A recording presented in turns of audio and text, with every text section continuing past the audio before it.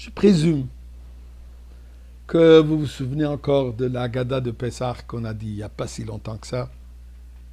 Et parmi les choses qu'on a lues là-bas est Maaseh Rabbi Eliezer, une histoire où Rabbi Eliezer, Rabbi Yoshua, Rabbi Eliezer ben Azaria et Rabbi Akiva et Rabbi Tarfon, Sha'ayum Mesubim b'Bnei Brak, ils étaient dans la ville de Bnei Brak et ils ont passé le Seder toute la nuit jusqu'à la matinée où les élèves sont venus dire Maître, il est temps de dire le chemin du matin. Est-ce que vous avez une idée qui étaient ces personnages? Rabbi Eliezer, Rabbi Yoshua, Rabbi Eliezer ben Azar, Rabbi Akiva et Rabbi Tarfon. Eh bien, cette semaine, nous étudions le 2e chapitre de Pirkei Avot, comme c'est coutume entre Pessah et Shavuot, coutume Chabad tout l'été, d'étudier toutes les semaines un chapitre de Pirkei Avot avec Maxime de nos pères. Cette semaine, le 2e chapitre, là-haut, il y a mention de Rabbi Tarfon, donc je vais vous raconter un tout petit peu sur la vie de Rabbi Tarfon. Mais avant cela, disons tous ensemble le chapitre 124 de Tehillim. Shir Amalos le David. Lule Adonai shoy yolon bekum aleinu odom. Yamerno Yisrael. Lule Adonai shoy yolon bekum aleinu odom. Azai chaim belonu b'charoy sapambon. Azai yamim shtofun nachlo v'nafshenu. Azai over nafshenu amayim azidoyne baruch Adonai sholenu senonotev teshunehem. נפשנו כציפורים לטוב בפח, יוקשים הפח נשבר ואנחנו נמלטנו, עזרינו בשם אדוני יעשה שמיים וארץ. Et donnons la tzedaka avec notre prière et notre remerciement à Kadosh Baruch Hu pour les miracles qu'il a fait et les miracles qu'il va continuer à faire pour nous sauvegarder nos chers frères et sœurs en Eretz Israël. Baruch Hashem, apparemment les feux autour d'Yerushalayim sont déjà un peu apaisés, sont déjà sous contrôle.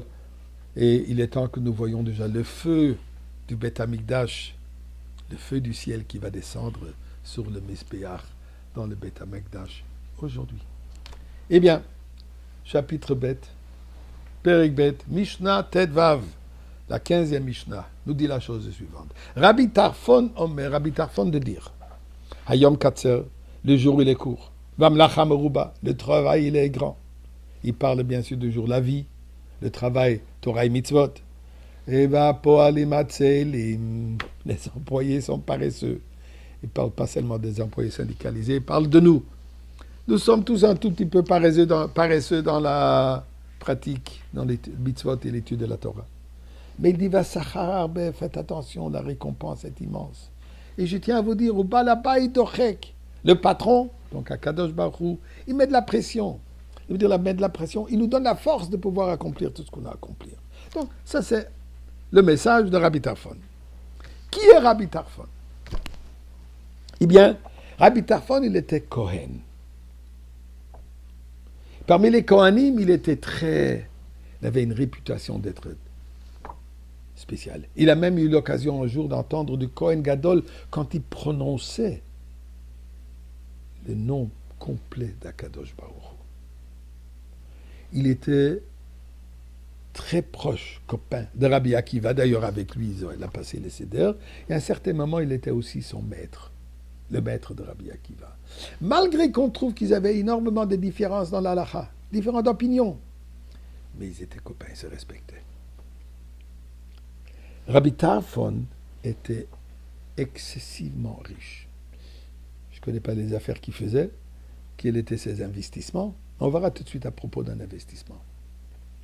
Mais il était connu pour la mitzvah de Kibud Em, du respect pour sa mère.